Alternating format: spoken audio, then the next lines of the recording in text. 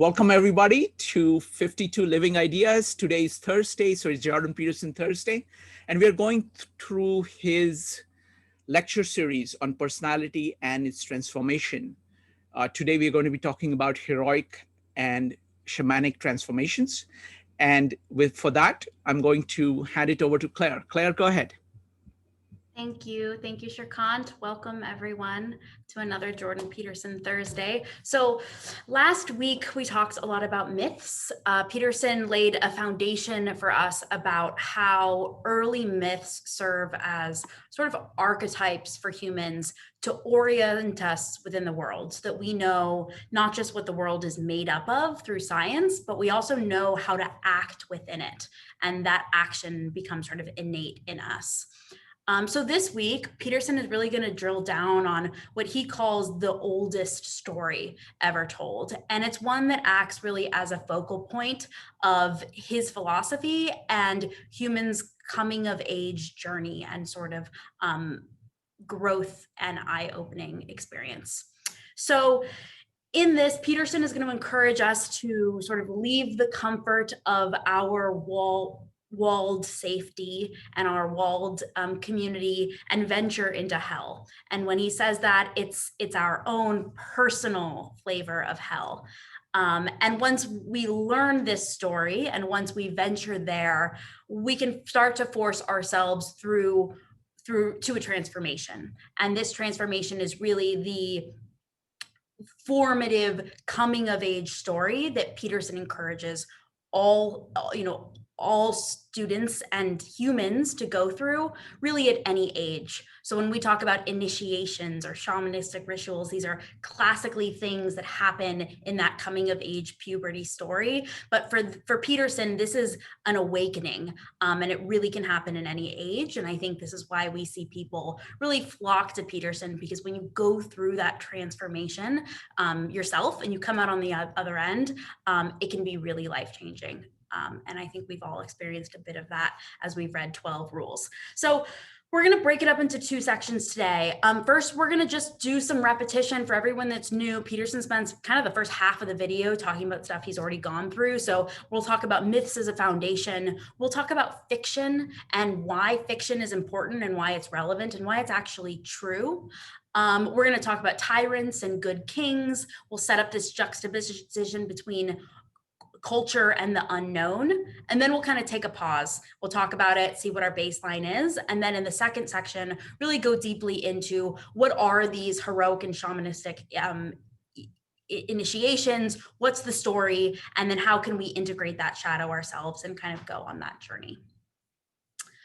So let's dive into it. So in the last lecture, Peterson, made it very clear that human beings really work in a place of action.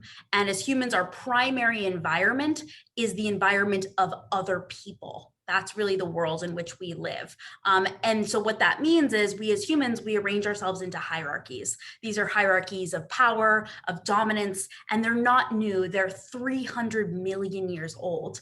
And these hierarchies, we share them with most all of our species. We share them with things, as far back as crustaceans, where we separated our evolutionary pattern from those creatures millions and millions and millions of years ago. And yet those dominance hierarchies are so ingrained in our evolution that they go back that far and therefore are innately true.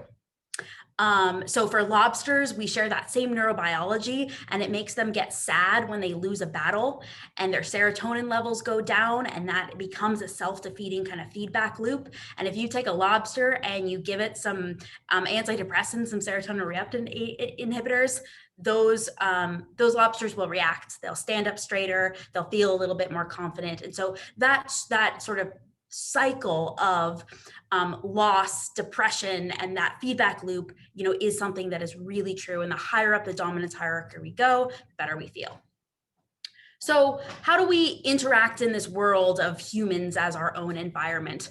Peterson says that culture really exists as a point of order, and it exists as opposed to the forest. So here we see the city and the forest in contrast to each other. We see order and chaos in contrast to each other. This is a fundamental theme that we've talked about before, but it's really core to these shamanistic stories.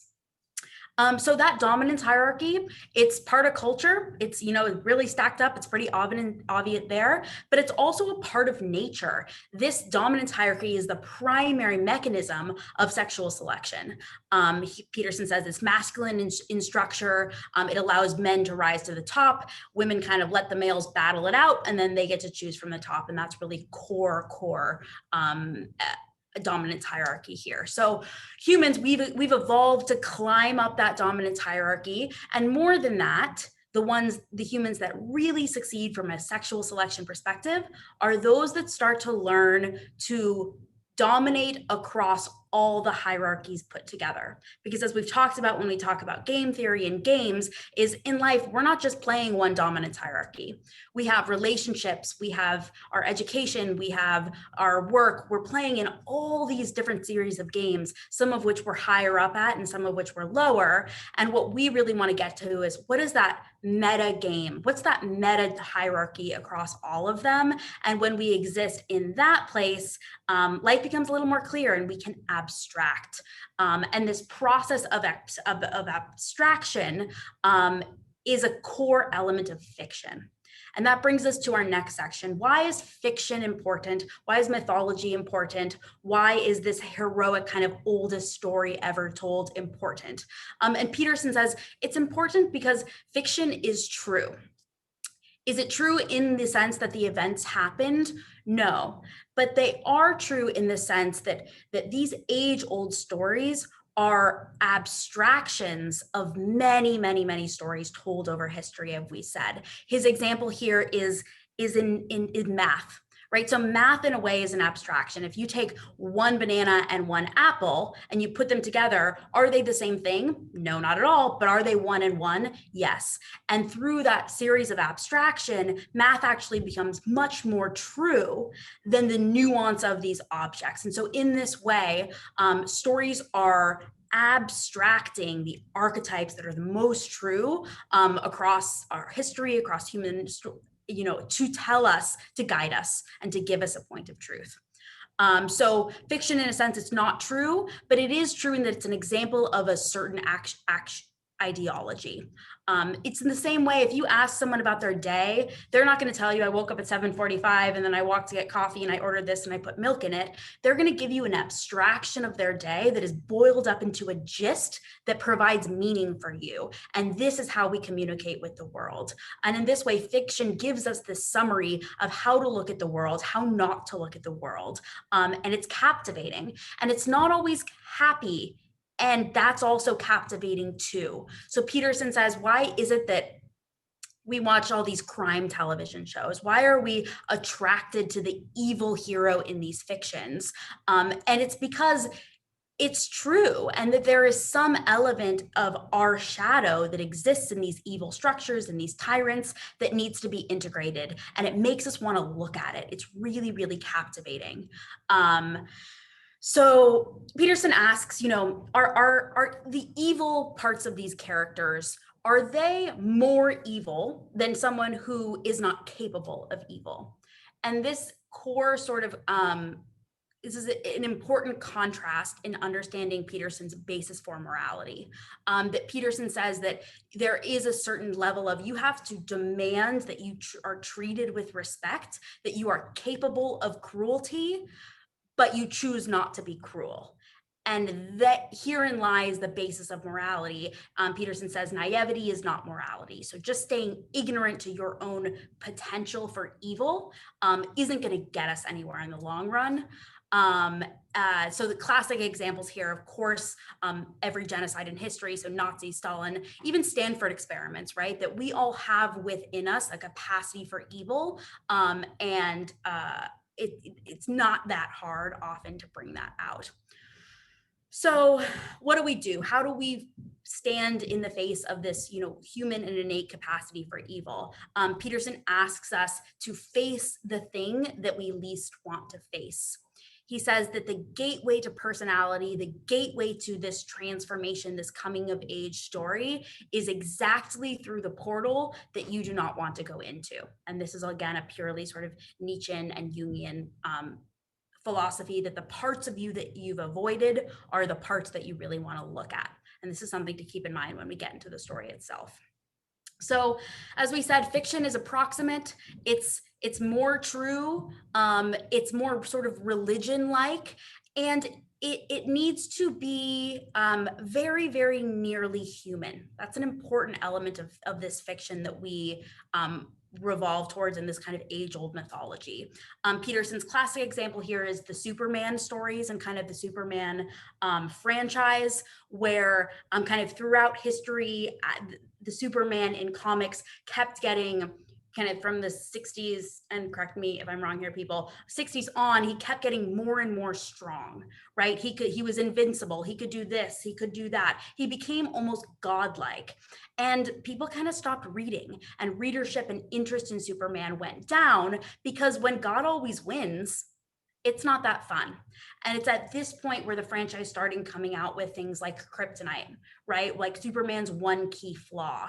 And only through a flaw do you really start to get a plot, because it's that limit, it's through those bounds that we create create meaning as human beings. So, we need to be, as humans, because that's what we are. We are these souls that are crammed inside these tiny little living spaces of our bodies. Peterson calls to Robin Williams, being that genie in a lamp, and just, feeling crowded in there, and not being able to really see outside of that unique perspective of you within your body. And so in this, we need to learn to live with flaw and consider it more a presupposition of our being than an actual flaw. It's just table stakes.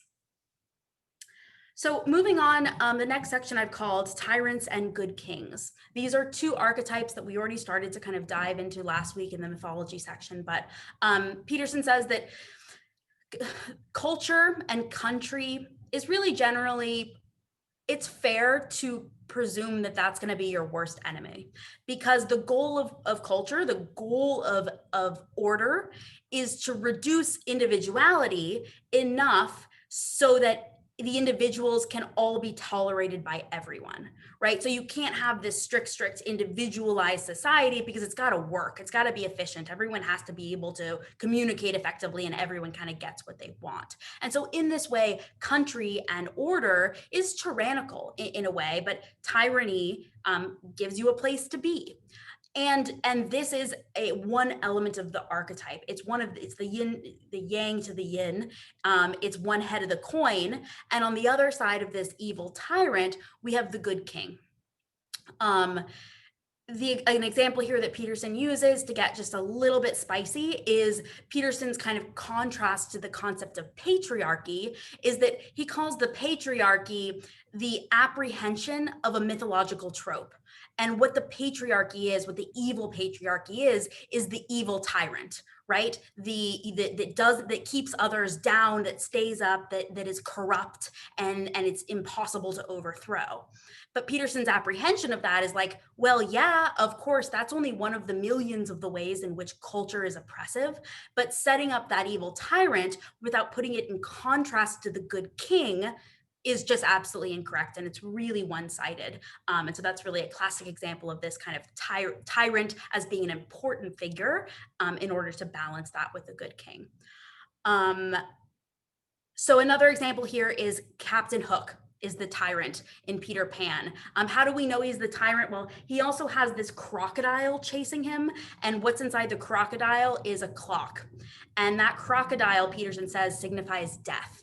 That death is following Captain Hook. He's making his life miserable, and Captain Hook becomes this kind of epitome of a grouchy, evil, nihilistic, persnickety man with kind of mortality facing him, because that should be the status quo in life. Like, we are always existing with a ticking clock. If we're healthy, that's the least we can possibly ask for, and it's just going to get more painful from here, sadly. And that's a core element of suffering. It's a core element of every religion.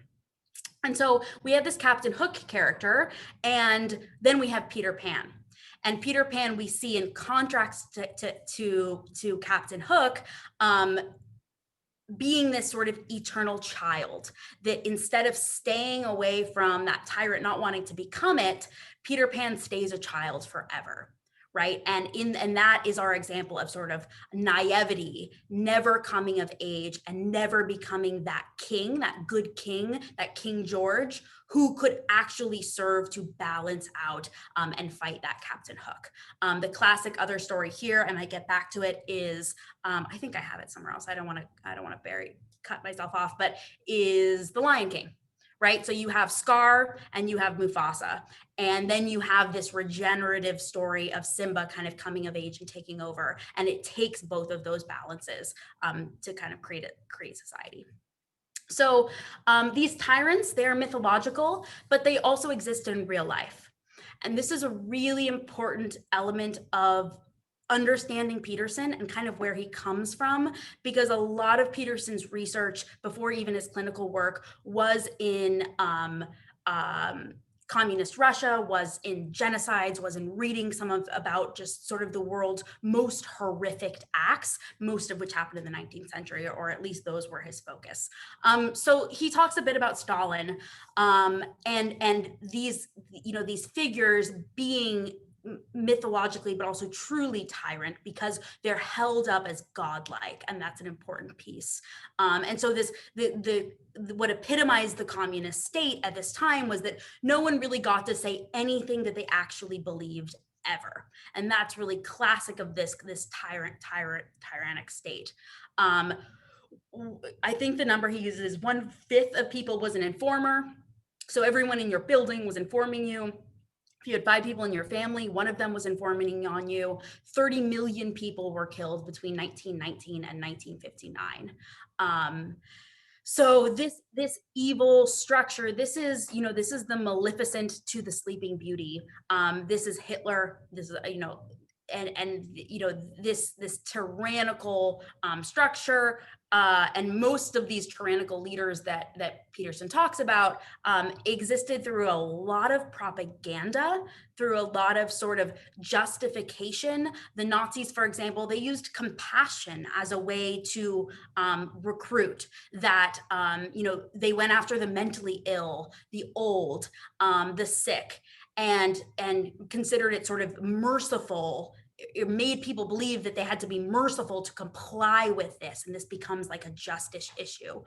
Peterson, at this point in the presentation, flashes up a bunch of different propaganda posters, and we start to see, I need to plug in my computer or everything's gonna be bad.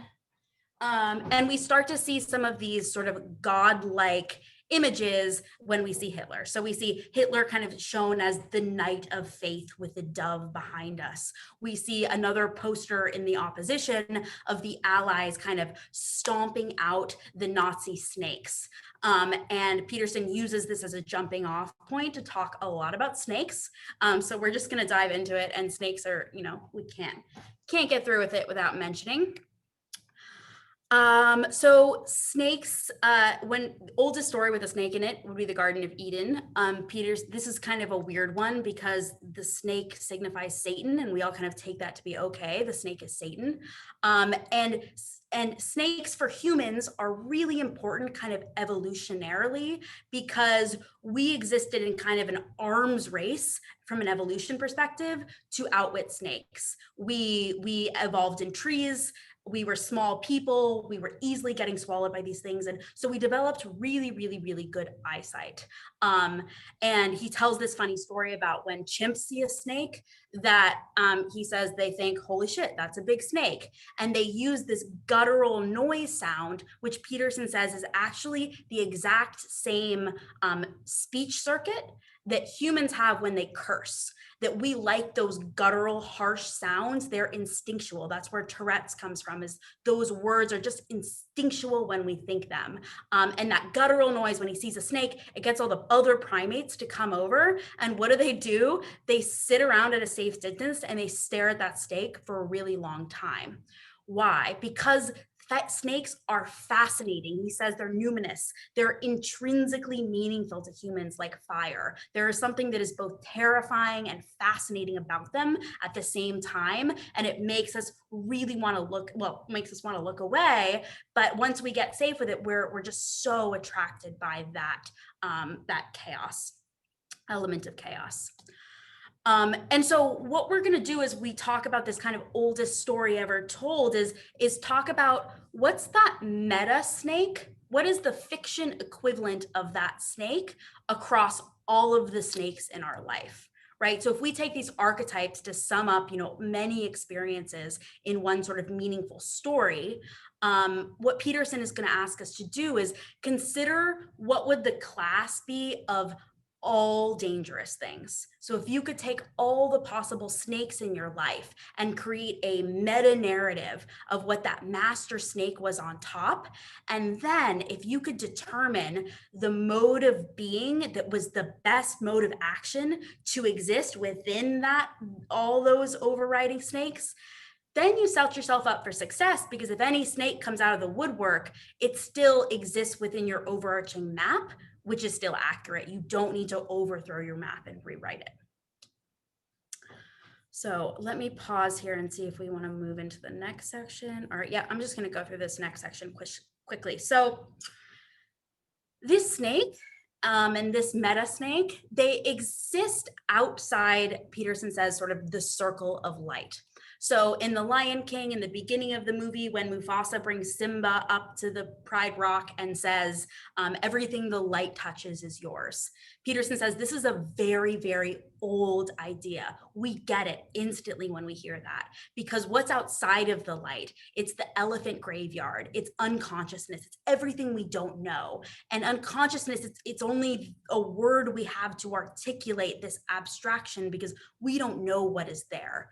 And of course, Simba goes instantly there to the elephant graveyard. This is the forbidden fruit, right? This is the Adam and Eve story. And Peterson kind of jokes that if you want someone to do something, the best thing to do is to tell them not to do it and don't tell them why.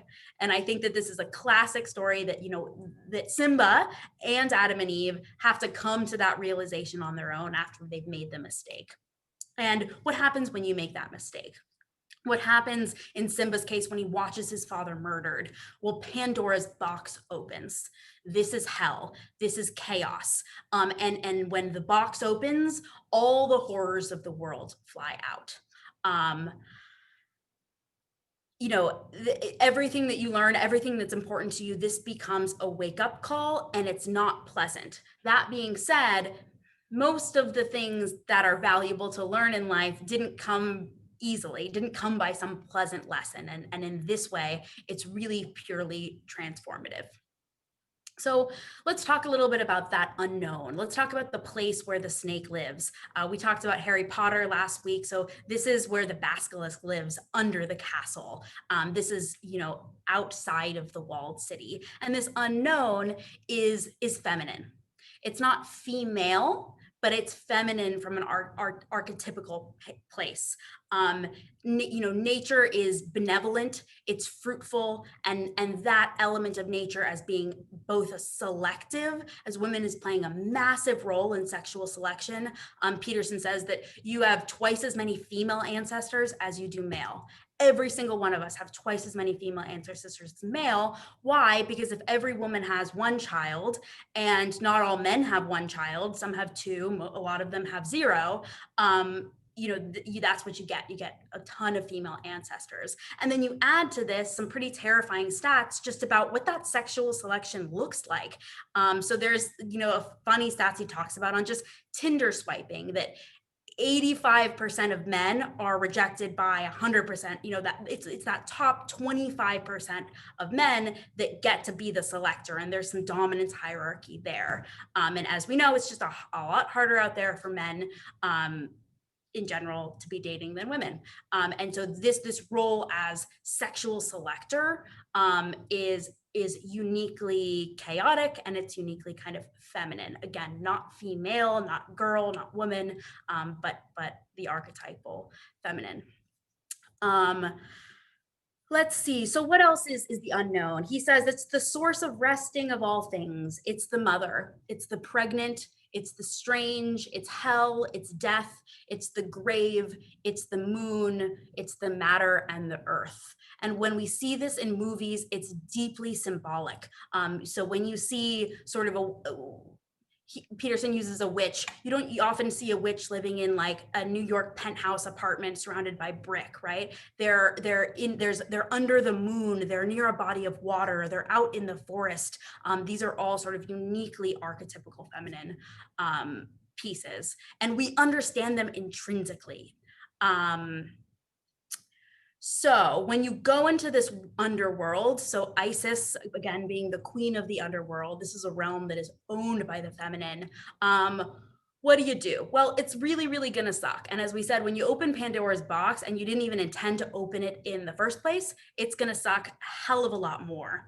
And so what Peterson wants us to do is start to orient ourselves toward the potential for chaos and orient ourselves proactively through sacrifice. It's better to go and open up Pandora's box on purpose than accidentally, because what happens is if you face it voluntarily, your body is going to orient itself much more quickly versus when we face it involuntarily, our body goes into prey mode, right? We become the victim, we prey, and again, this lobster mentality comes back that it's not under our control. We know that we should just relax and not feel so bad about ourselves, but it's instinctual when we're put down on that dominance hierarchy, when we're in chaos, it's really hard to get out of.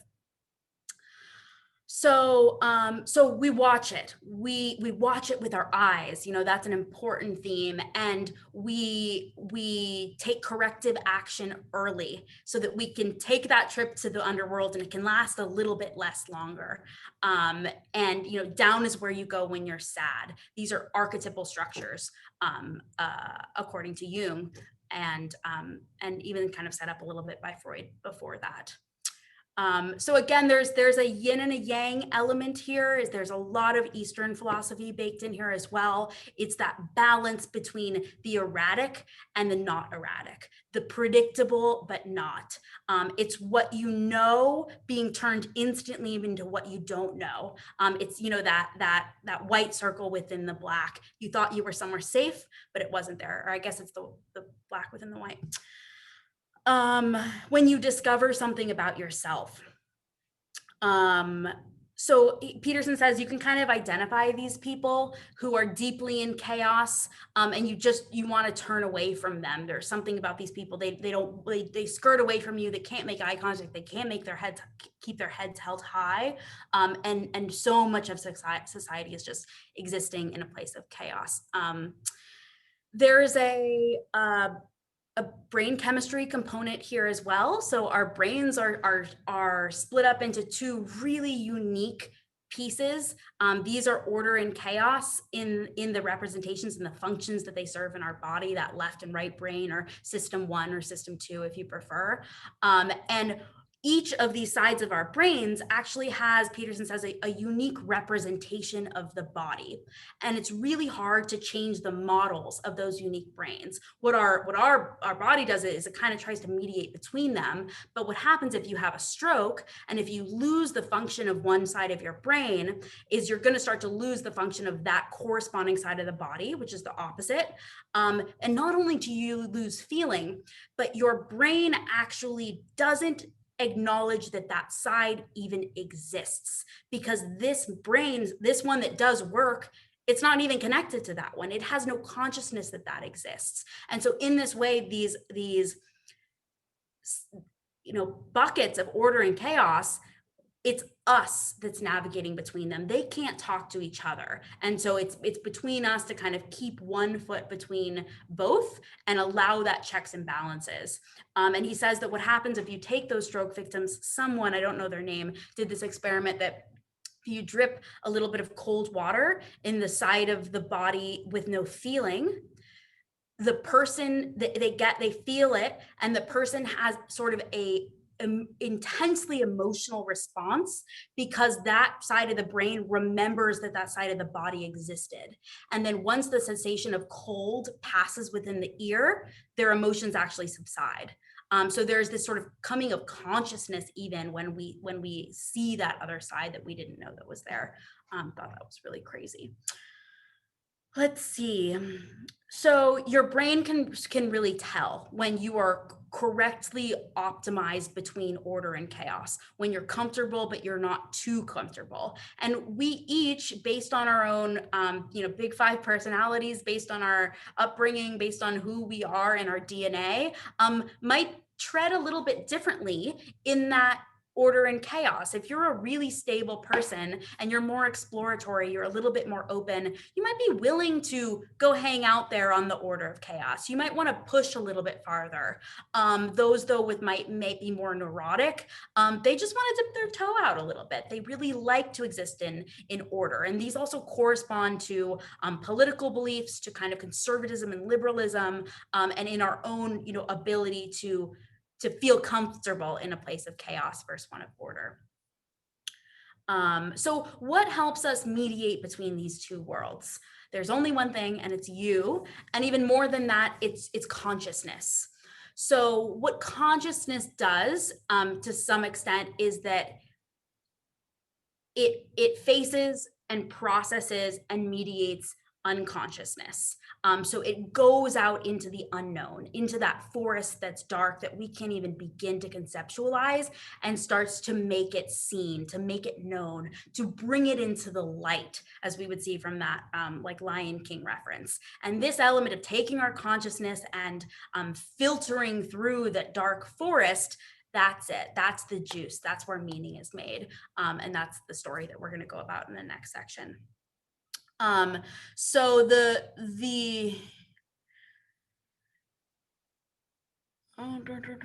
classic example here is the relationship, right? You're in a long-term relationship, you have a certain map of the world, and you suddenly figure out that your significant other was cheating on you, and everything of your entire map of the past now needs to be redone. And that element of just deep chaos is really, really hard to push through.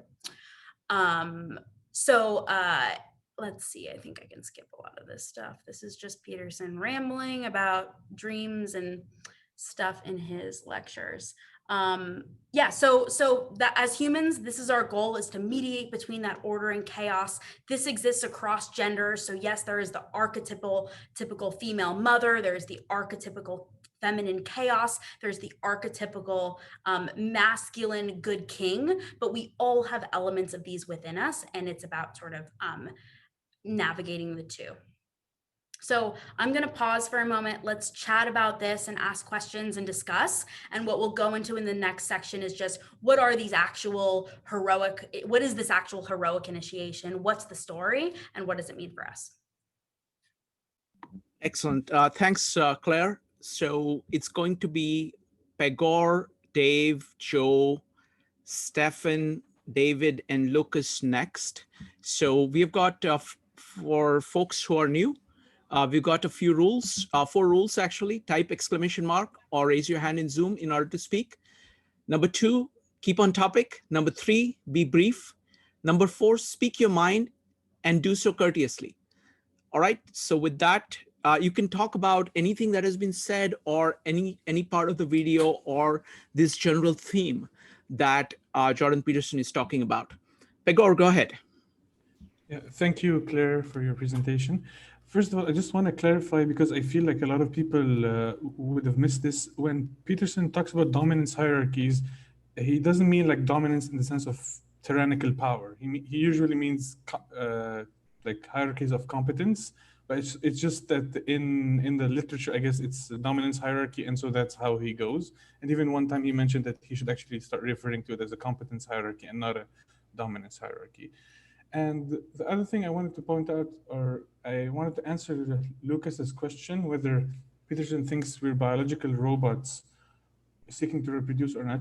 He doesn't think so. He just says that biology sets up certain rules, like a game of chess, and then within those rules, there is like almost an infinite number of variation of moves you could do. And but you can't. But as he said in one of his interviews, you can't break the rules and play chess at the same time. And so that's what I have to say at the moment about this. Next up, Claire, if you want to comment on any point, just jump in, okay? Next up is Dave. Dave, it looks like your cat is speaking. No, there is this problem with your sound.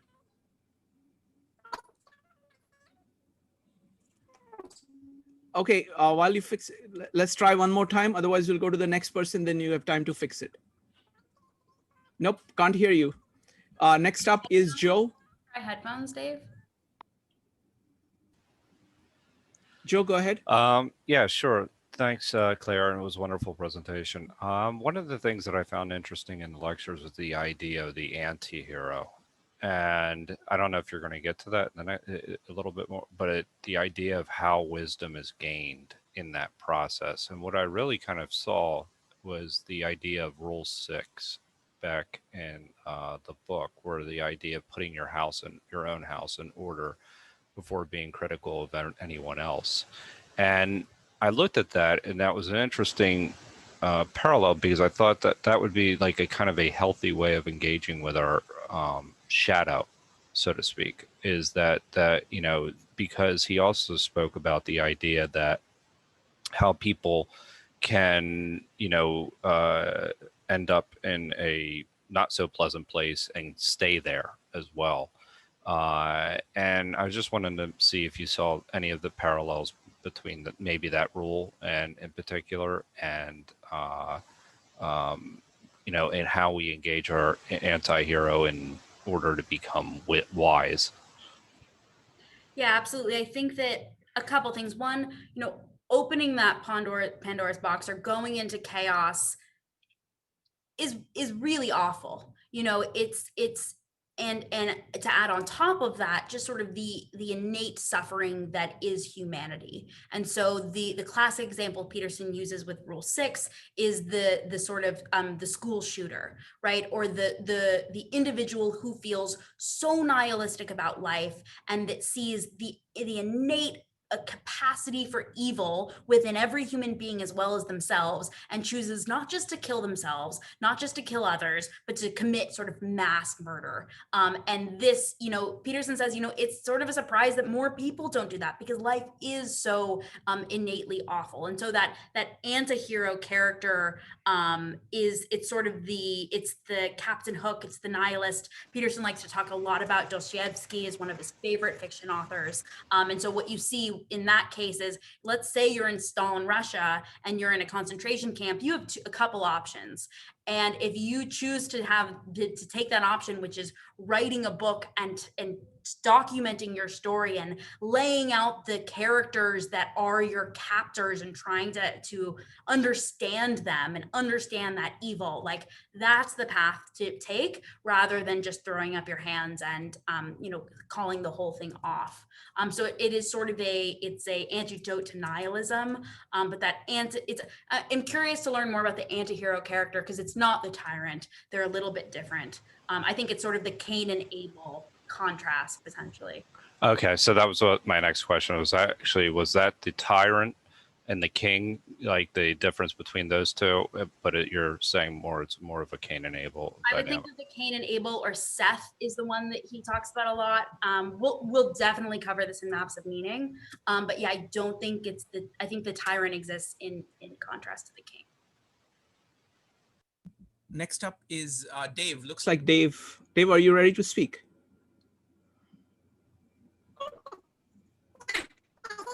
So, sorry, it's still your cat. Sorry, your cat has stolen your voice. Next up is Stefan. Hi. Before my comment, have a question. I'm wondering if I even watched the same lecture. Its total is 2 hours and 40 minutes, right? 2 lectures. So, because I'm through the point after he talks about the dragon. Yep, we haven't even gotten to the dragon yet. And we haven't got to that. Okay, so maybe I should wait for my comments, but I do think that what you've said about fiction and the stories are not so much that they're real, but that they're symbolic of whatever, and especially, and you touched on it a couple of times about the shadow. I think that's very significant. So I look forward to hearing the rest. Thank you. Next up is David. David, go ahead. At 1 hour and 10 minutes into the lectures, he talks about what you got to eventually, the cold water on the neurological problem with losing half of your motion in half of your side, and the fact that you will, it'll be traumatic. But the key thing he said at the end of it was that you will remember it after it subsides, and you will not understand it. So we will make up stories about it. So I am wondering how much, where is the point of the, between storytelling, story making, and reality? In all of this archetype, he's talking so much about archetypes, so much about fiction. Where does come the reality? And then, as you mentioned as well, you said rambling. He said it himself, that only open people come to enjoy his lectures and come and seek him out as a counselor. Those with the openness personality type, because of the structure or the lack of structure in his lectures. And that's what we've all been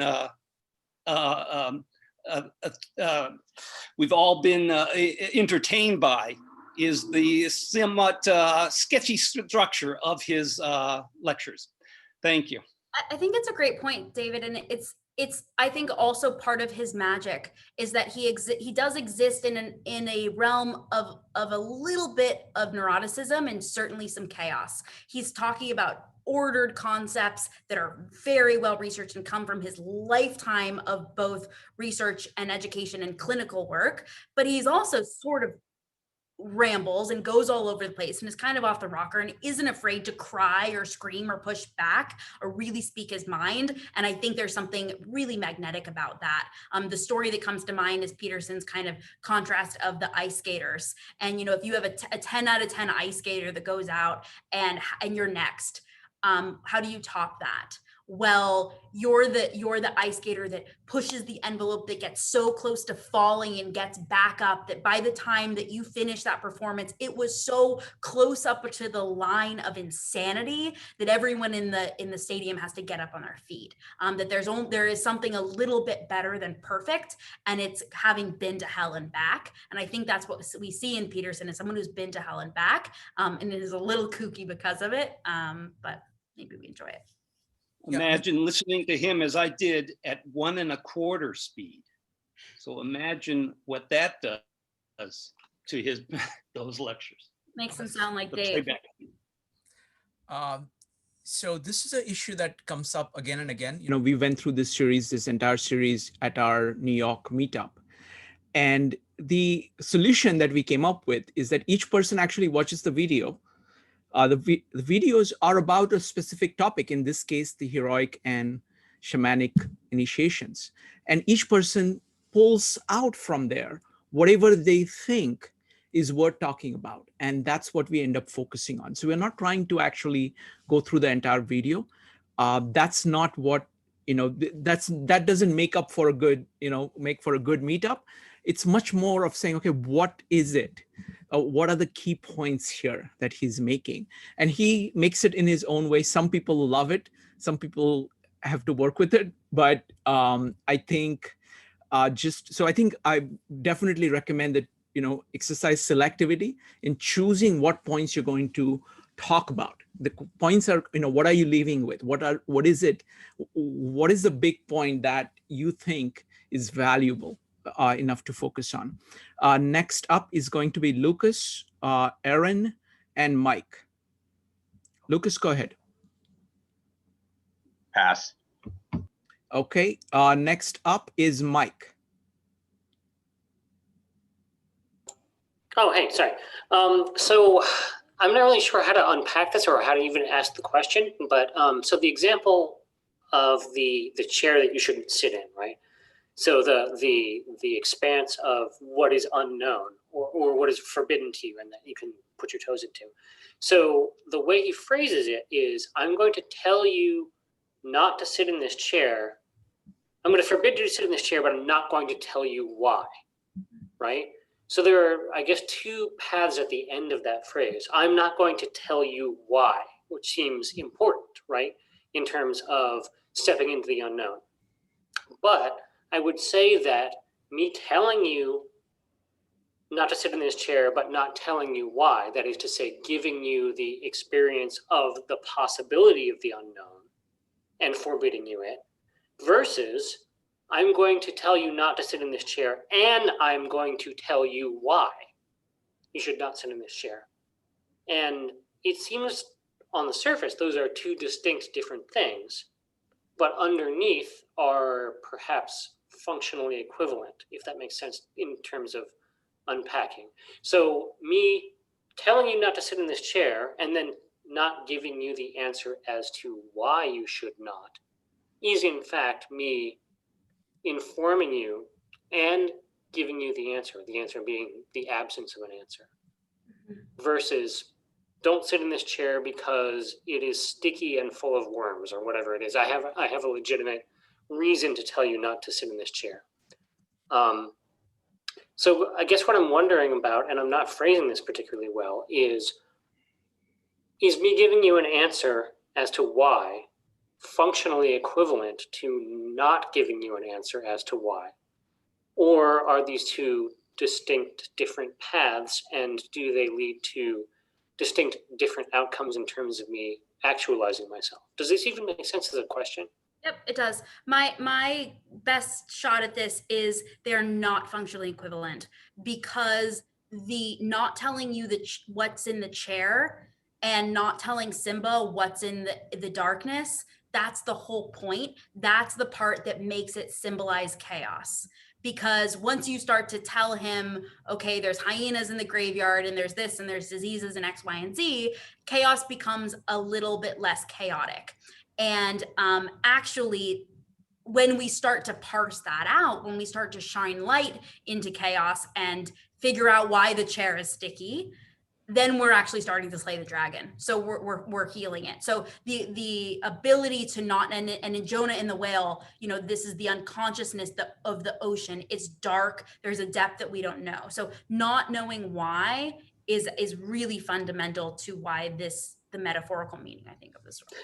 Right. So I guess the second part of that question would be, do I need an external agent in order to give me the enjoyment that will allow me to go into the darkness? Like, do I need the character who's saying it's scary and dark out there and therefore don't go there and I won't tell you why, versus is this something that I need to discover for myself, or is it possible for me to discover it for myself without an external agency giving me that enjoyment?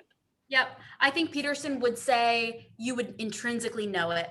It's like standing on top of Pride Rock and seeing the light and seeing the darkness, and you pretty much know what's going on there, right? There's what I see and what they don't. And that's evolutionary, because as soon as we invented fire, the people that stood by the fire at night were the ones that didn't get eaten by all the nocturnal predatory animals. And so it's part of us to know what light and darkness is. And so, yeah, that's a path that a lot of us deal with on our own. And of course, if there's a forcing function from someone else that forces you into chaos or vice versa, that helps. But I think it's a solo thing that we just know.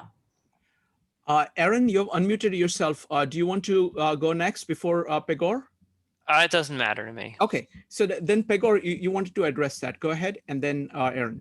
Yeah, so I just wanted to say that I agree with Claire that they're functionally not the same, and this is why I think so, because when we think, what we do is like we spin up a smaller version of ourselves, and we have that smaller version of ourselves move around the world and try things.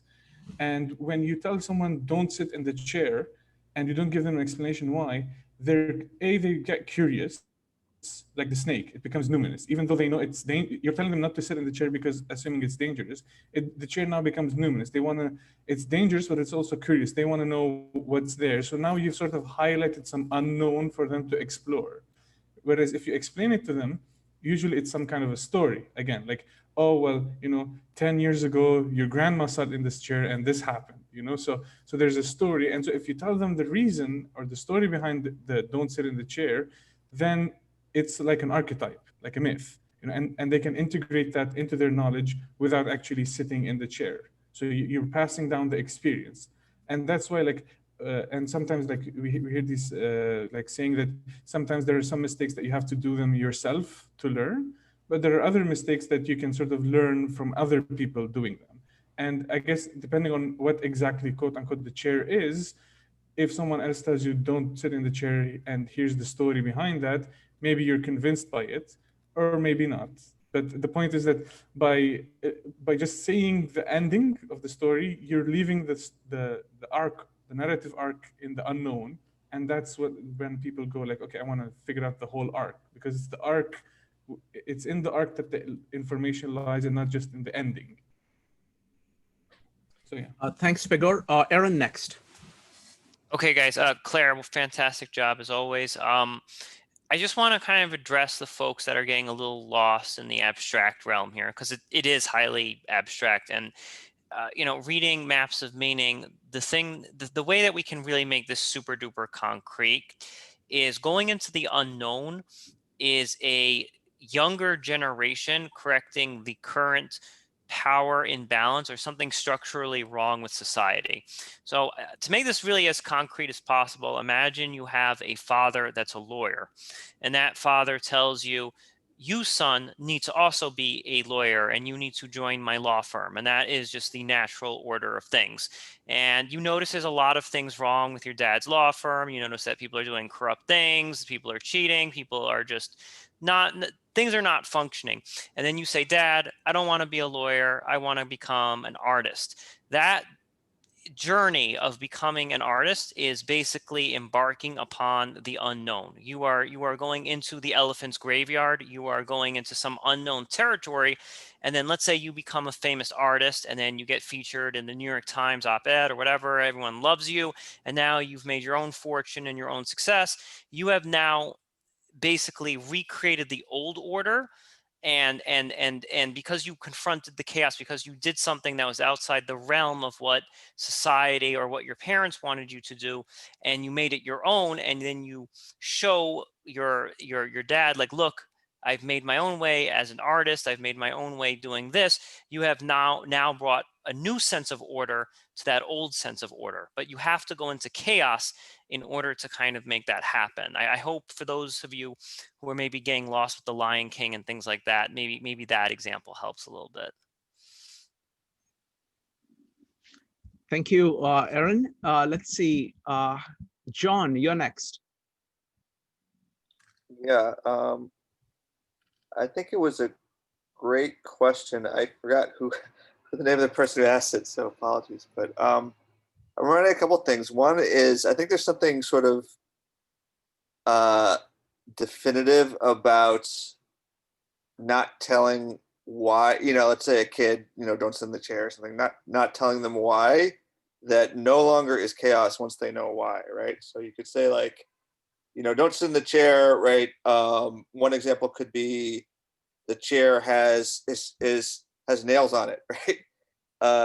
The kid won't sit in the chair, and if he does, it'll hurt. But that doesn't really strike me as chaos. That just strikes me as, like, right? That's sort of like a causal relationship that would be we're kind of wired to know that, right? It's the same thing if the chair was like on fire, like, don't sit in the chair. Like, there's not a lot of chaos going in there, unless you're like kind of on drugs or something. I don't know. But and then the other case, like, let's say don't sit in the chair, it's going to teleport you to another universe, right? What's going to happen, right? There's chaos in there. And so I think there's something meaningfully different about those questions. And the other thing that comes to mind is, this reminds me a lot of Fantasia, which I don't know if Peterson talks about, but Mickey Mouse, he's the wizard's apprentice, and the wizard has this hat that he leaves there, and, like, it's, obviously he knows not to use the hat, right? But he puts on the hat, and chaos ensues. and it's just it's sort of that archetypal story, like the kid getting where he doesn't belong, and then the wizard has to come. He comes back and he realizes, So in a sense, it's almost relative to the person, because to the wizard, like, he sort of just puts on the hat and cleans everything up, and he's mad about it. But to Mickey Mouse, he's sort of opened his own subjective Pandora's box, and so I do think they are different. I think it's an excellent question. Thank you. All right, looks like this has been answered. So Vyom, go ahead. Sorry, I was on mute again.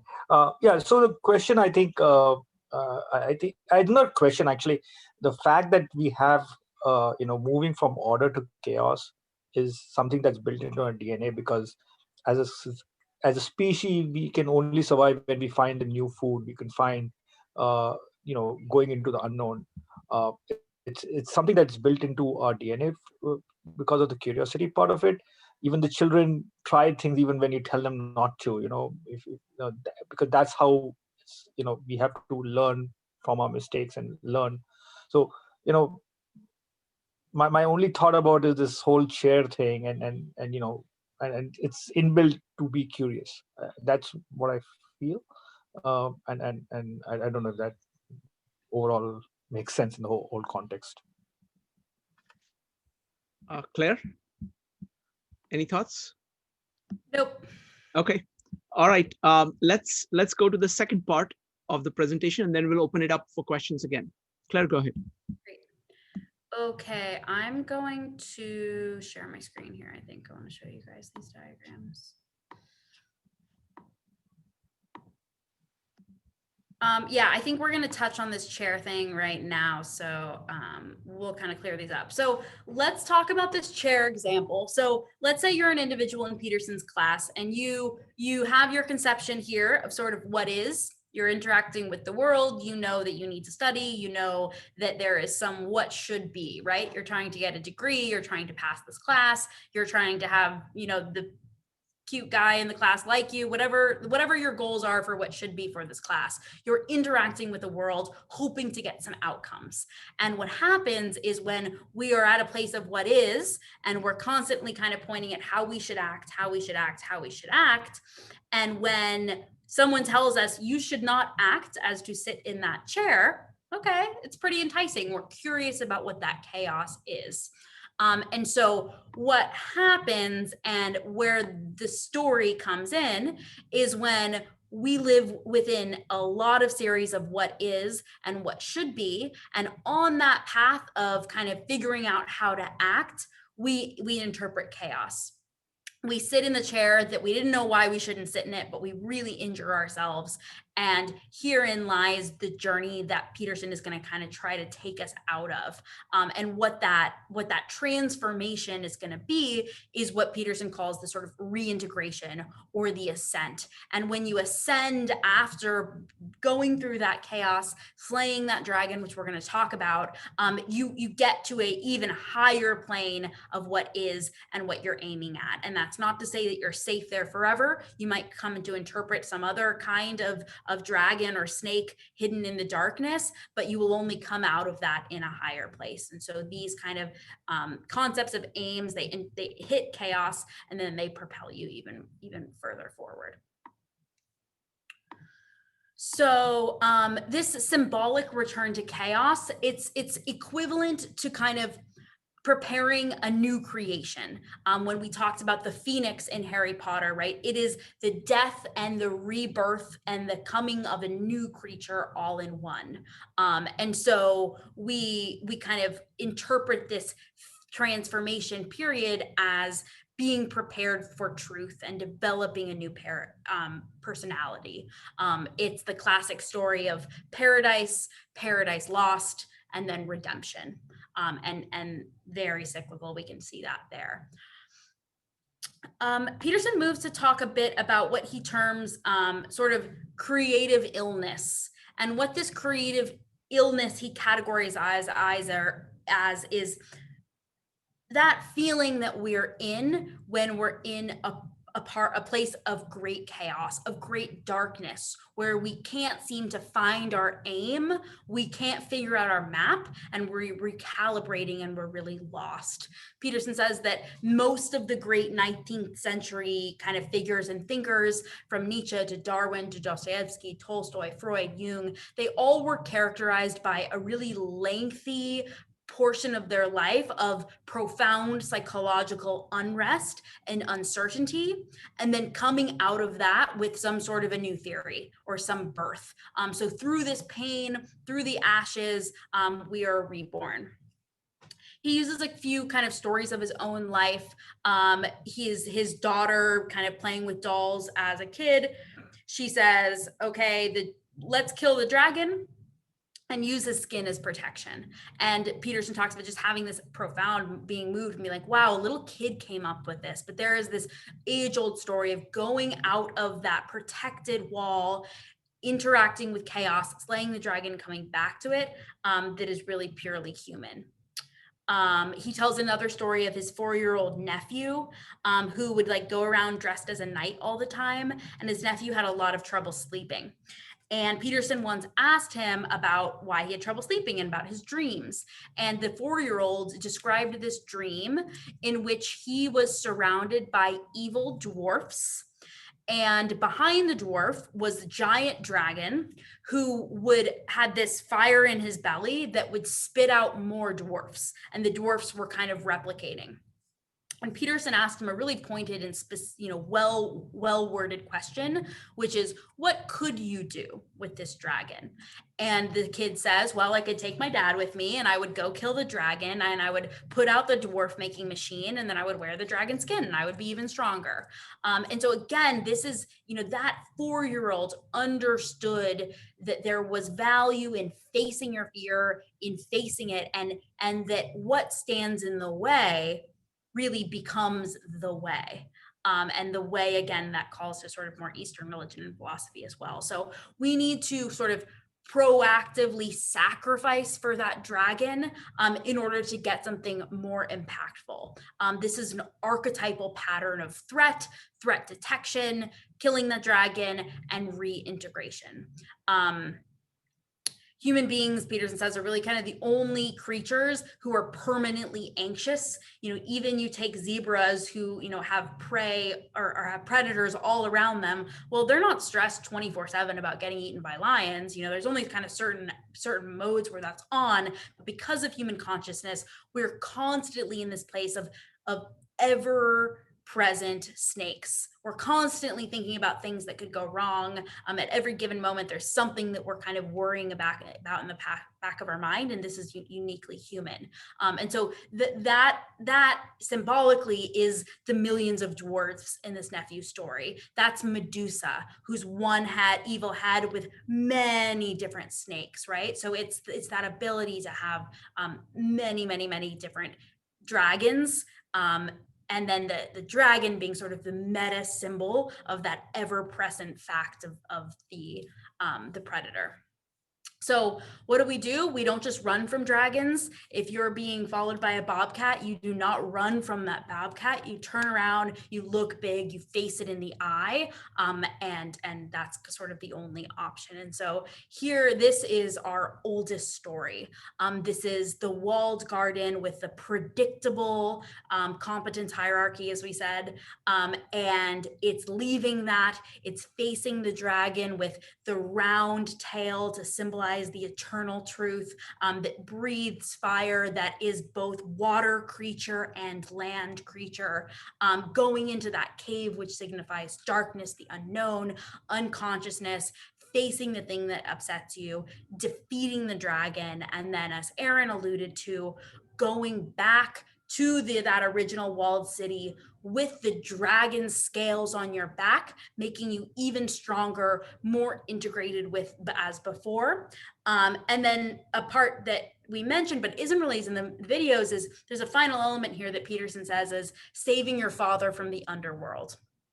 weird one. You're slaying a dragon, you're saving your father from the underworld. What the heck does that mean? And what it means is it's about that reintegration of culture. So we know that culture, as we said in the beginning of this presentation, is tyrannical. It is set up to kind of limit individuality to keep society working, and that becomes corrupt.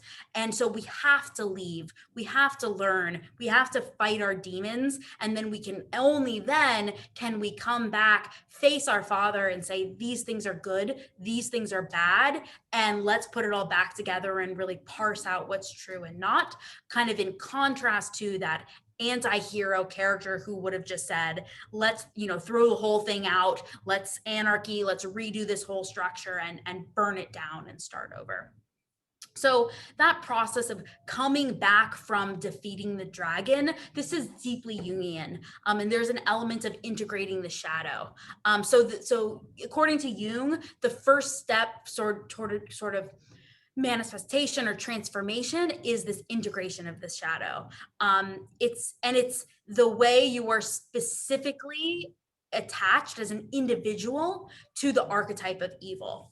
So Peterson says, if you read history, and if you read any history and you don't come away with the fact that evil exists, well, then you're not reading the right stuff, right? That we know throughout the knowledge of history that there is a devil within each of us, that we have capacity for evil. And what we need to start to learn is, what does that mean for us? What is our own personal brand? No one really knows, what can hurt you, like, as much as you. And it's your own capacity to know what hurts you that makes you so darn good at hurting other people. And that's, again, sort of a uniquely human element, that we have the sense of consciousness that we can turn that around and inflict a specific hell on others.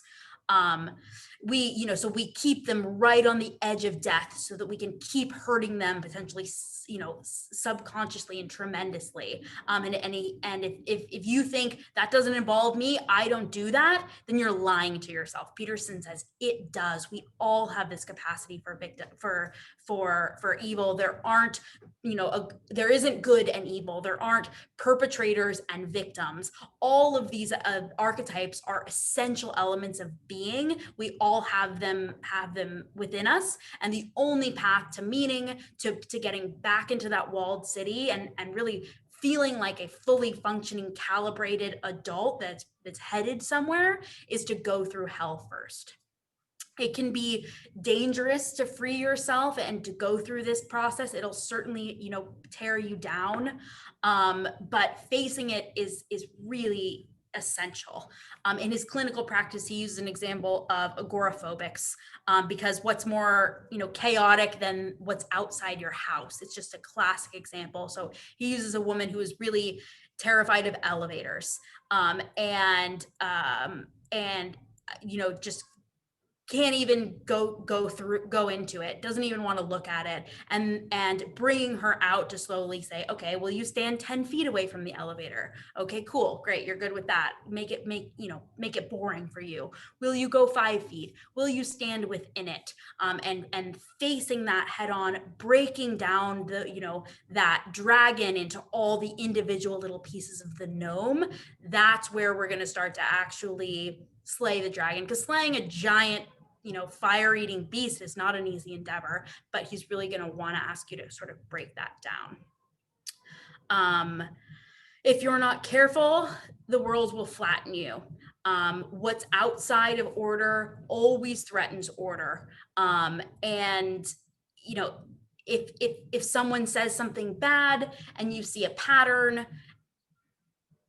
you need to say something, you need to stand up for it, and we need to kind of exist in that element of truth. As long as you are willing to say and stand up for what you believe in, then you're starting to fight toward an element of truth in your being.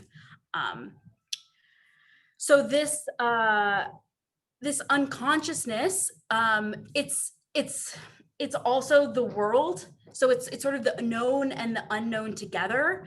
And what we do when we slay that dragon and when we incorporate that new knowledge is it's a purely sort of constructivist element. We talked about Piaget when we started this process, but Piaget sees child development as sort of stacked on top of each other. So in all these different processes of knowledge, we're taking what we learned between 2 to 5, and we're stacking that on top with what we learned between 5 and 6. And similarly, when we go through these experiences of slaying dragons, we're building a constructivist method to our personality in which we develop a map for ourselves that is built on a series of other maps that helps us navigate the world and cut it up into pieces that we can really digest. So when we see another person, we don't really see that true person. We just see kind of one slice of who you are today showing up now. We don't know your potential. We don't know what's going on inside your mind.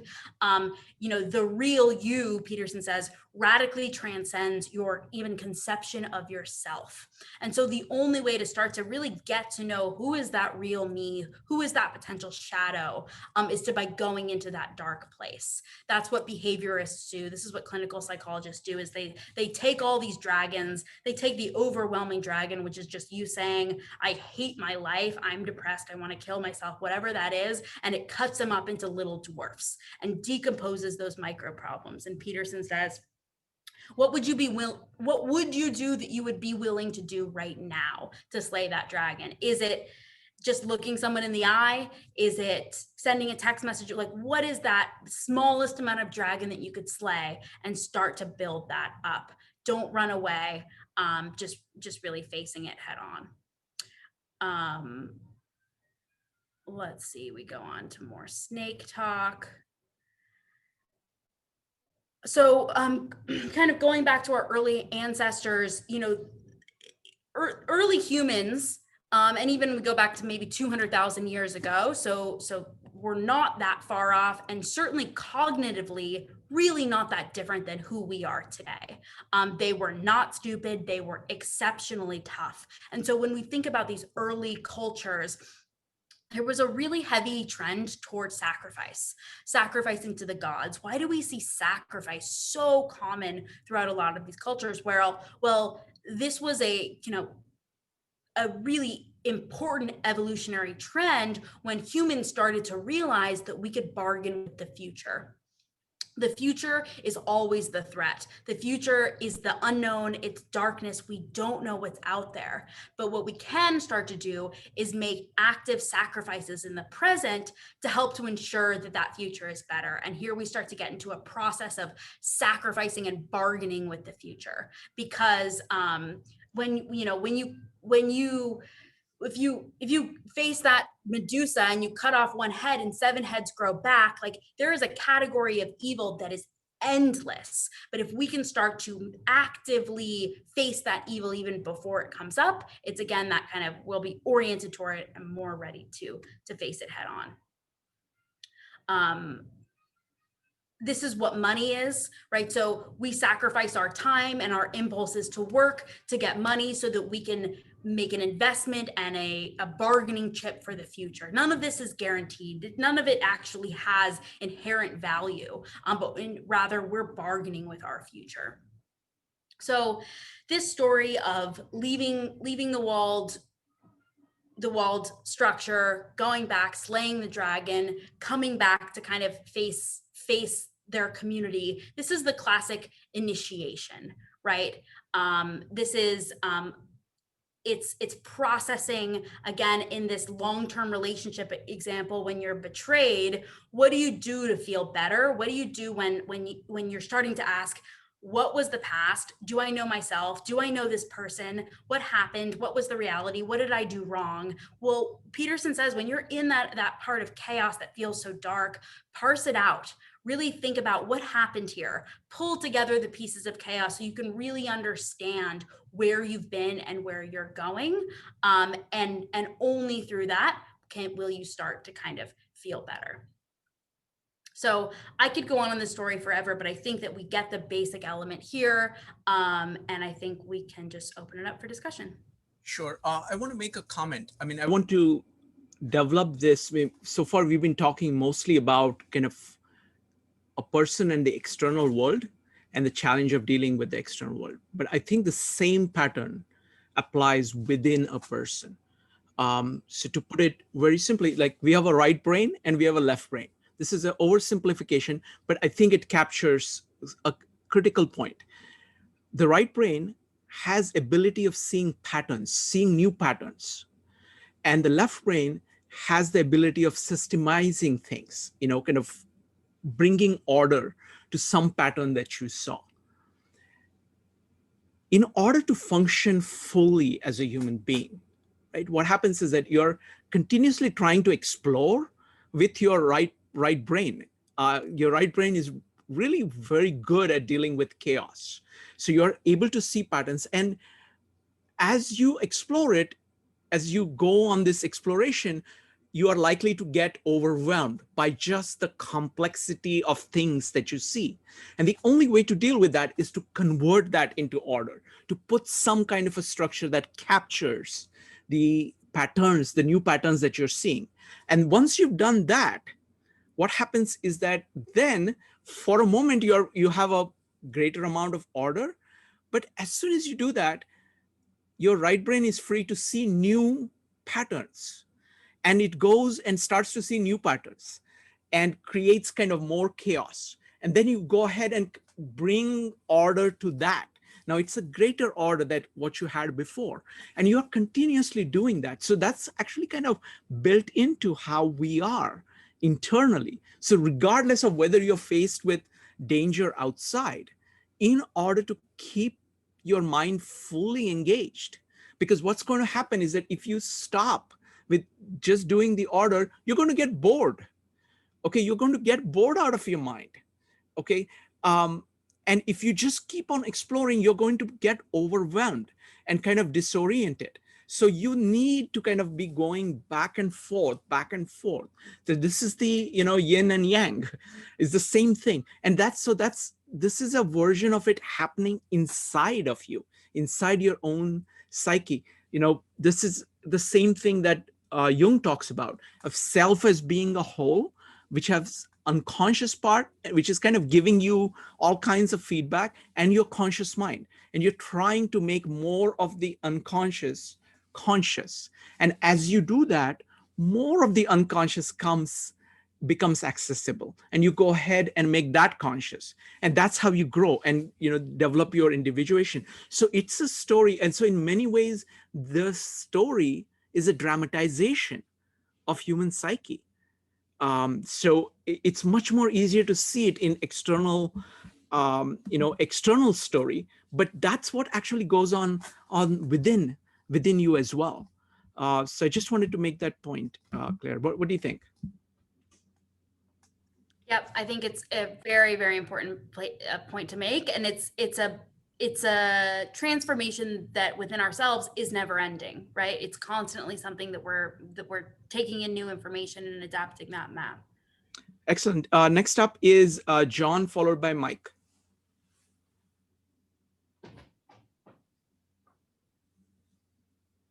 John, go ahead. Oh, sorry, just a second. I have not. Okay, go ahead now. My bad. Yeah, so I think the dragon is interesting. One of the things I thought was most fascinating, he's talked about this, I don't know if he talked about in this lecture, but sort of like the archetype of stories. So we have stories that are archetypes of like our things, we challenges and things, like the hero's journey. But then he sort of talks about, and I don't know if it's in this lecture, but sort of like the story of Jesus being sort of like the archetype of heroes' journeys, right? And I see a similar thing with the dragon, as it's sort of like the archetype of heroes' journeys, or the archetype of like chaos challenges, or what you will, like it's a mythological creature. It's almost like super bosses, like in video games, there's like super bosses, there's like bosses, and then there's like super bosses. The dragon is sort of like the super boss of like mythology, and but it's not quite total chaos, right? It's sort of like organized. It's sort of like chaos personified and given sort of a personality in a way, right? So the dragon is this creature that sort of is somewhat analogous to like a super snake or something, and it sort of does all these things. It also breathes fire, but at the same time, it has the greatest reward, right? So this whole tying to that concept of like, if you don't take risks, you won't. If you don't take risks, you can't get rewards. So if you're not gonna try and go to fight the dragon, you're not gonna get to the treasure. And so I think the treasure is sort of like a key part of this dragon archetype, because that's like in all the stories, the dragon's lair is where the biggest treasure is, right? And also there's a personal, and this could be applied to inner dragons as well, right?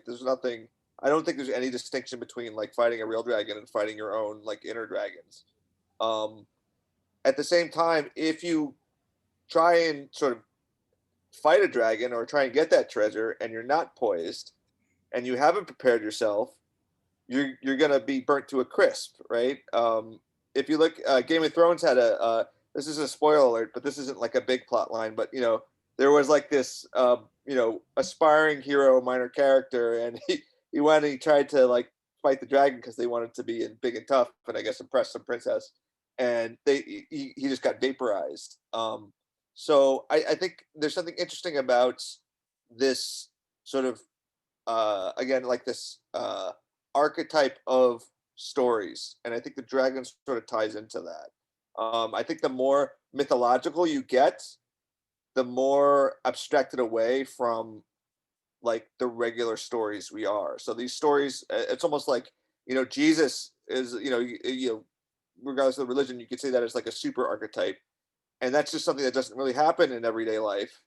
And the same thing with dragons, but there are more sort of mundane stories that are sort of like our everyday heroes' journeys.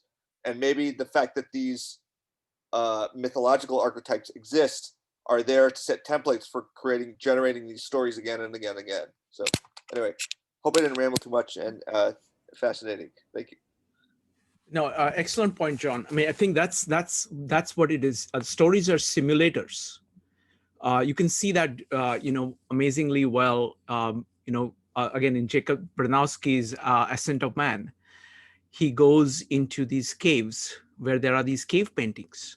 And this is the first time I actually heard it. So he asks a very simple question. Like, why is it that no matter where cave paintings are found, they are in these remote areas, not right next to the living areas? You have to kind of go through all of these kind of, caverns in order to get to it. So why are they there? So his conjecture was that they are basically simulators.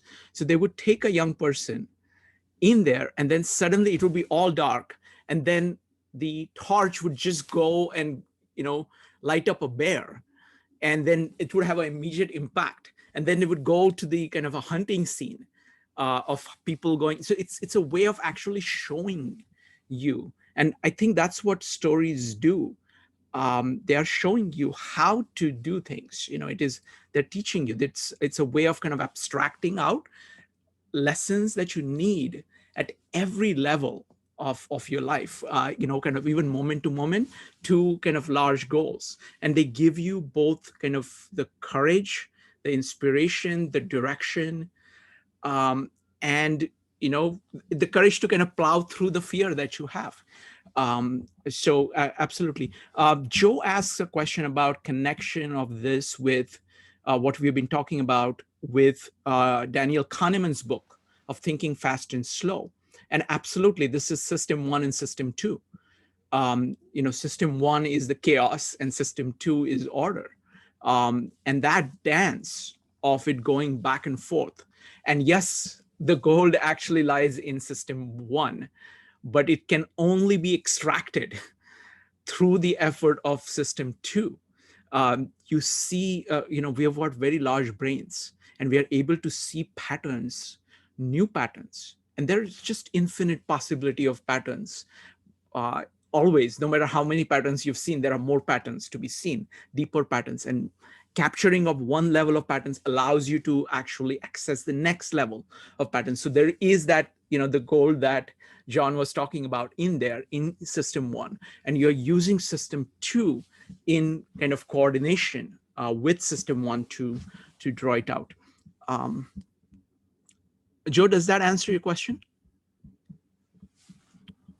Yes, it does. And it was the idea that we're also learning from other people's external systems too. Like that's another aspect of it that I was thinking about when you were talking about it earlier, about how we're learning how our right brain and left brain interact with one another. Absolutely. I mean, and this is again a core idea of Jordan Peterson, is that many times, for example, let's say you have an image in a story of a guide, of a sage, or as a mentor, whether it is a real mentor or it is a mentor in a story, or it is you yourself telling yourself that, okay, you know what, it's going to be okay, I really need to do this.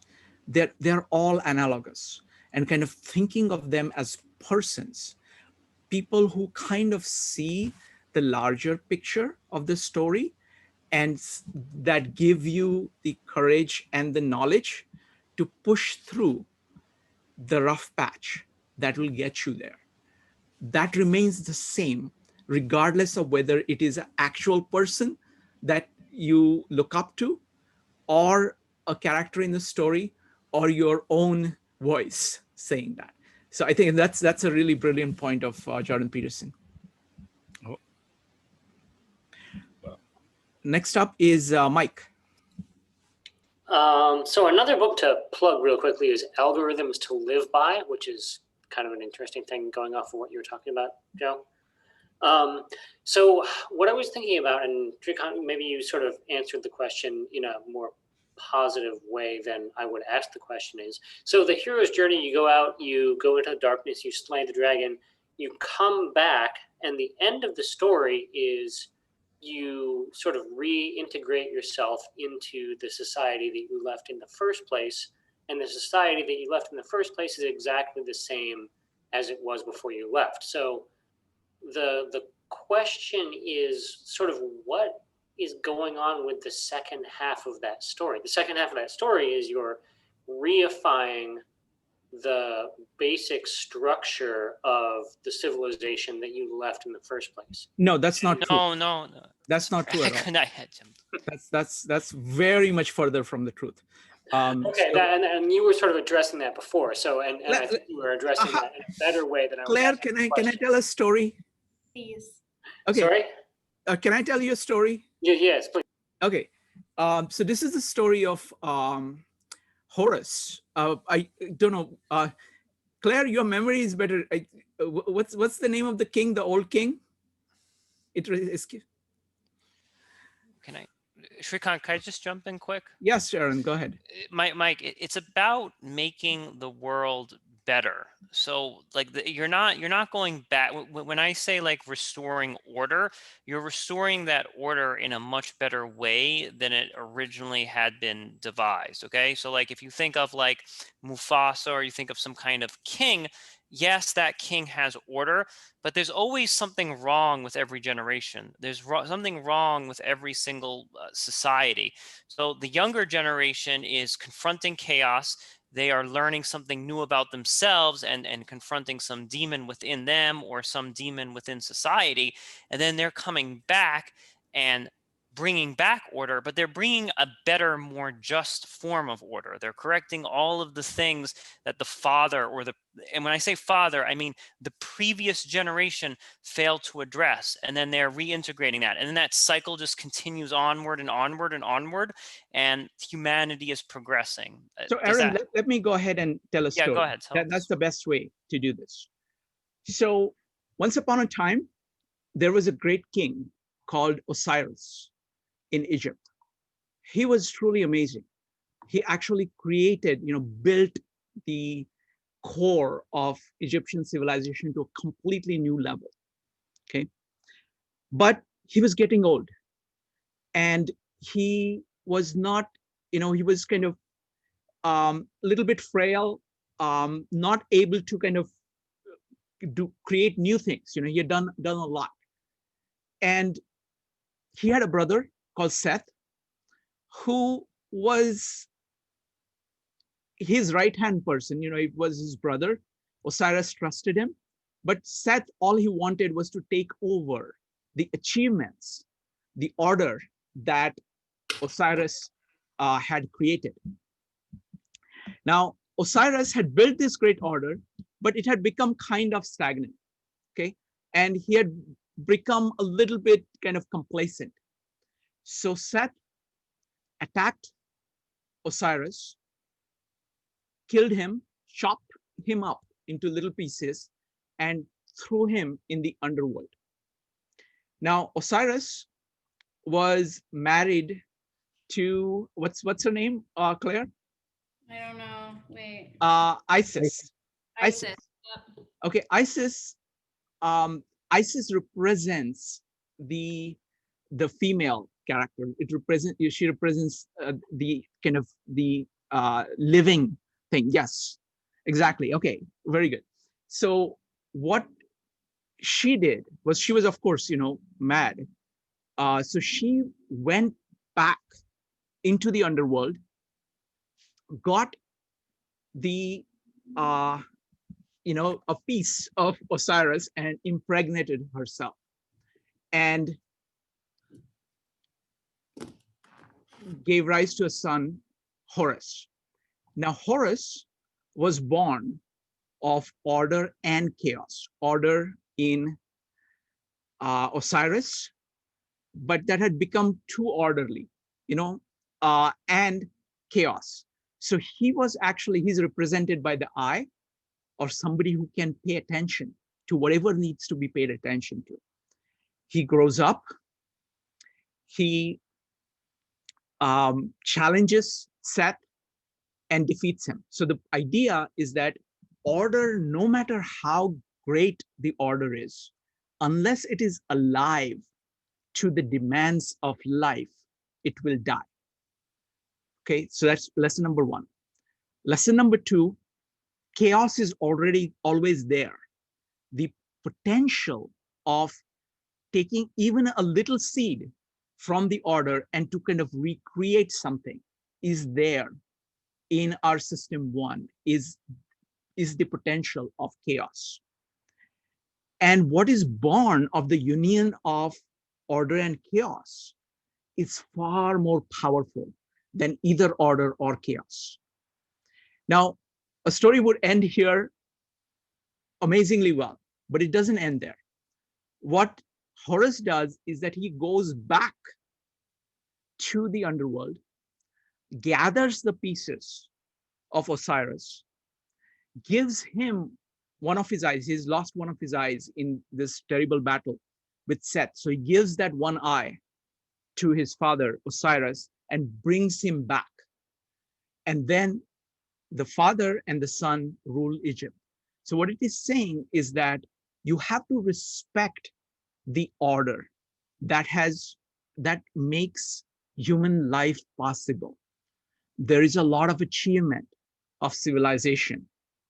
You cannot spit on it. That's important part of, that's what, you know, keeps things going. But you also need Horus. You also need the aliveness to chaos. You also need the eye to pay attention to what is going on.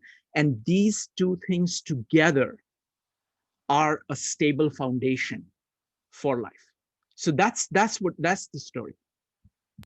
No, and sorry, and I totally agree with all of that, and I definitely agree with even. No, yeah. Sorry, go ahead. Sorry. As you were saying, I think very wisely about the relationship between the left brain and the right brain, and sort of finding the stability, and whenever you do find that, sort of moving on into the exploration phase and having that be a loop that goes back and forth. As opposed to, I guess what I was interrogating is my fake idea of the hero's journey story, which is ending at returning, which is sort of the happily ever after. The idea, the core point here is that it's not a circle, it's a spiral. Right. For every time you come back, you are at a higher level. You're not coming back to the same order. You're not reifying the order. You are reordering life. You're reordering chaos to create higher order. So it's a spiral. It's not a circle. That's the pattern. All right. Anybody else has anything to say? I just want to maybe make an example here to ground it, because we're speaking about it very abstractly, but it's very transformative. So the way that this enacted in my life when I first kind of heard it was twofold. One was, what are all my personal dragons? Right? So where are the ways, and Peterson talks about, where do you need to sort of reconcile with your brother? What are you hiding in the closet? Where have you buried skeletons? And let's look at all those. And even just doing that is a process that most people in our day-to-day aren't greeting with truth, right? We're hiding that stuff, we're suppressing it, we're burying it with other distractions. And so step one is pull that stuff out, see each of those individual dragons for what they are, and start to battle them and defeat them, and figure out the parts of them that you want to keep in your life and the parts of them that you're going to let go. And part of that let going might involve losing friends, it might involve physical moving. I mean, there's so much transformation that happens there. So that's really transformative. And I think that that's where you start to see people coming out of kind of a Peterson's view with their life a little bit more cleaned up, because they've made their room, made their bed in all these different areas. And then there's the other piece of, okay, if I'm cleaned my room now, if I'm solid, if I've kind of rectified all the things that make me sick to think about, and they don't make me sick anymore, where am I aiming? And we've talked about aim and where are we going, but also if I'm aiming there, what dragons might I see along the way? And starting to get sort of predictive about where we want to proactively go out and sacrifice in order to get ahead of it. So it's deeply mythological, but I also want to say it's personal and it's lived, and it's meant to be also sort of a self-help aspect here. And if the dragon is too big, if confronting your alcoholism is too tough to do, take it down to a day. Can you not drink today? If rectifying your relationship with your father is too much to handle, can you call him and keep a good mood for 3-minute conversation? So break down those dragons in your life. Okay, I want to give a plug for one series that we have with my friend Michael. We are doing this series called Philosophical Calendar. And December is the month where we are going to deal with this issue in great amount of detail. The way in which Jung puts it is that in the filth it will be found. And we'll be doing like 4 different meetups on just this theme. So the kind of questions that we did last time, we did this in person in New York. And what we did was that we asked each of us, there's friends, about a dozen of us from the meetup. And we asked each other these questions. These are all designed by Michael. The first question was, what are your greatest fears? What are your greatest fears? And how do you plan to face them in the coming year? The second question was, and what this does is it actually opens up. Normally people tend to move attention away from their greatest fears whenever they think of them. They are afraid. But this is like going directly towards your greatest fears. And what are they? The second question is that talk about a time where you faced a great challenge and came out ahead. What this does is that this actually reminds you that you yourself have done it, and each of us have done it in various ways. And I'm not going to talk about the next 2 questions, but they kind of build on it. You can see the structure of it, right? Of how brilliant it is. So that's the series that we're doing on Philosophical Calendar. We do this every Sunday at 12:30 p.m. Eastern time. There isn't. I don't think we're doing it this Sunday, but we'll continue from next Sunday onwards. All right, Joe, you had a point? I mean, I was going to kind of just I don't want to go into the abstract again. The idea, the King Arthur example was a very good example as well, is that each, knight confronted their darkest secrets in going into the wood, or their greatest challenges with going into the woods. And then that's actually a exercise that is used in design thinking for Stanford's D School. But anyways, I don't want to get too far off. Excellent point. The only thing I want to add here is that each of us is different. And what may be very easy for you may be very hard for somebody else. And depending on our kind of personal histories, personalities, some things are going to be hard, some things are going to be easy. And it could be, something that is extremely hard for something will be very easy for you, and vice versa.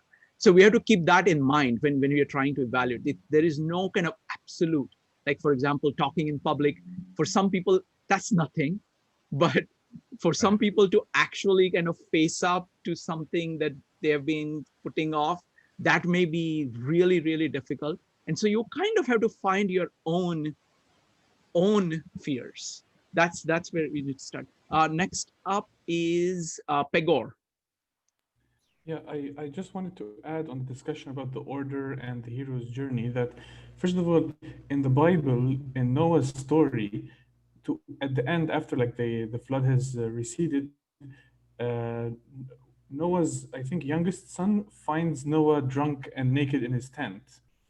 And then his two other brothers, they get like a blanket and they cover him, but with their backs to Noah so that they don't see Noah naked. And this is an allusion to the nakedness of the father, that everyone's father has a sin, has a sort of this thing that's hidden, that's a sin. And the same thing applies to our cultures and to our societies, that all societies in the world have some dark secrets that are hidden. And the point is that we shouldn't sort of unveil the nakedness and point at it. Now, sometimes some societies have really big dark secrets that should be brought out into the open, but it's sort of, the point of that story is that it is destructive to point out the small sins of your father because of what he offers, your father, your biological father, your parent, or your society. And so, what that also implies is the necessity for that to be to be remedied in some sense. So if as a hero you can go out and remedy that sin, the nakedness of your society, and then there's one less thing to worry about. And sort of to the discussion of the hero's journey, I would think like Martin Luther King Jr. is a really good example. Like we had a society which had like sort of an unupdated order, and then he came along with the movement and sort of updated the order. And again, he updated, but it's not complete. It's still, but the update was necessary to keep going forward. Which is why a lot of people like grab onto Martin Luther King Jr. because he in some ways he was the hero. He embodied the hero's journey. Excellent. Thank you very much, Claire. This was fantastic. This is great discussion. What we're going to do is that we're going to do breakout rooms. I'm trying out something which is, I'm trying out a slightly smaller size of breakout rooms. Normally I aim at 6 people. Now I'm aiming at about 4 people. And let's find out, it's going to be only for 20 minutes. And then afterwards, you can tell me whether you like 4 people or 6 people breakout rooms. So I'm starting the breakout rooms now.